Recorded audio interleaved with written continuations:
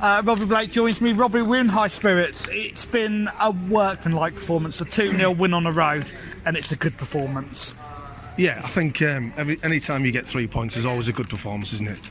Whether you play good or you play poor, let's be fair, 3 points is the most that matters, and we haven't had that in the last 6 games, so it's nice just to get a win. I'm pleased for the boys. We made hard work of it, but like you say, it was 3 points. Robbie, the first half didn't really have any talking points apart from one, that red card. What was your view on it? I don't think it's a red, personally. I think the lad's trying to genuinely look for the ball, make a genuine attempt. Listen, Dan's come and won it. It's a foul. It's maybe a yellow card at a push. Even just with the laws, it's probably a yellow card, but I still don't think it's a yellow card because he made a genuine attempt to win the ball. So as frustrating it is for them, I understand their sympathy, and it's probably changed the game, to be honest, because it was pretty even before then, and it took us a while to get there, but we made a bit of a tactical change by bringing Harvey Reid off, just because obviously he's not an out-and-out full-back, but we wanted to get Skipper high up in the game, so we made that decision to bring another striker on and push Harvey wide so he could give us the space higher up, and I think it worked. Let's just say Dan is looking a little bit different from the start of the game. He's bloodied, he's bruised, but he's a battler, and that was a battling performance. Absolutely, proper battler, and I just said to him in there, fair play, mate, because it starts there, doesn't it? That commitment and the willingness to play for the club, and he could have quite easily, with the physio, he could have been off after 30 seconds with a knee-jerk reaction, but fair play to Ollie. She assessed the situation, and Dan as well, and they made the right decision to play on because he had no ill effects. Yes, he's got a cut lip, but that's the type of character and that's the type of attitude you need if you're going to succeed. And also, the game changes as well at 0-0 when Doug makes that great sliding tackle.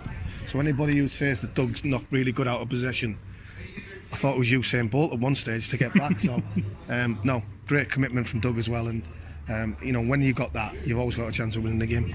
I don't usually ask you about physios, but I do. You've obviously mentioned her.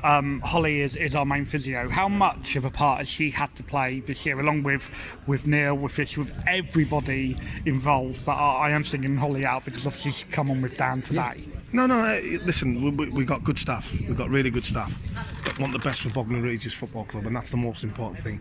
We've got staff that care, and that's really good, because if everyone's pulling in the right direction, which I think we are, that is a good solid base to get the team right, which I think, we have got players who want to play for us, and but it's vitally important that we have that members of staff who are, when they need to be called upon, they do, and they do the best for the job, and they certainly do that.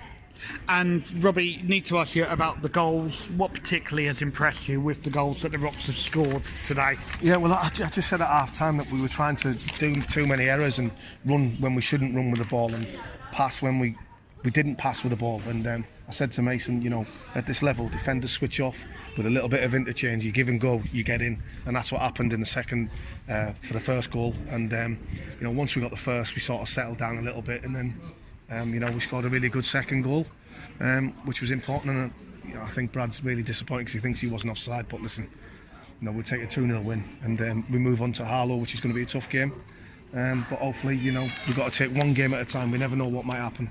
I don't know how the results have gone, but we've got to keep going, and we've got to keep going. We've got to keep going for ourselves, for the pride of Bognor Regis Football Club, and for the supporters as well. We've got to keep doing it.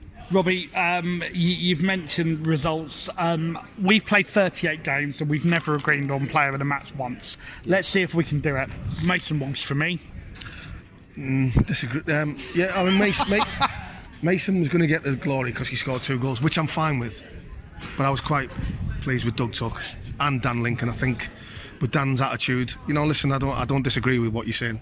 But I just, everybody has different eyes and everybody has different things. I just thought Doug with his track and back, which he's not really used to, that I think wins us the game. I know Mason scored the goals, but I think that change, if we go 1-0 down there, it's difficult to come back from. I'll try 39th time lucky next week.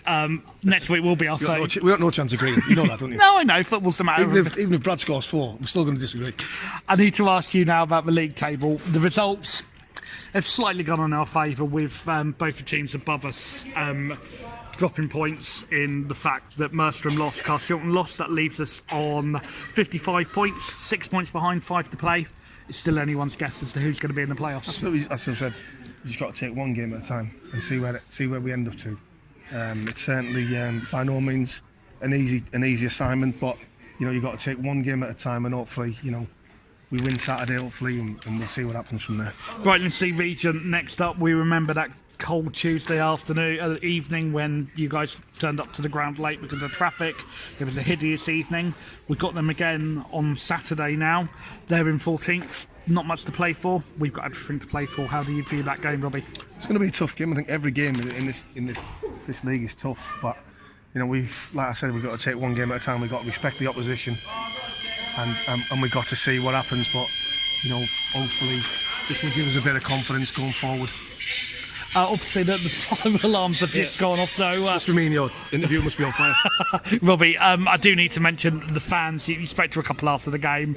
They've been superb again this afternoon, travelled in real numbers, as they do every week. Absolutely fantastic, but to be fair, at the start of the match, just before the warm-up, they were absolutely grilling me. So I said, I'm not going to come over and speak to you again. But no, listen, football's all about opinions. They travel in the hundreds for us.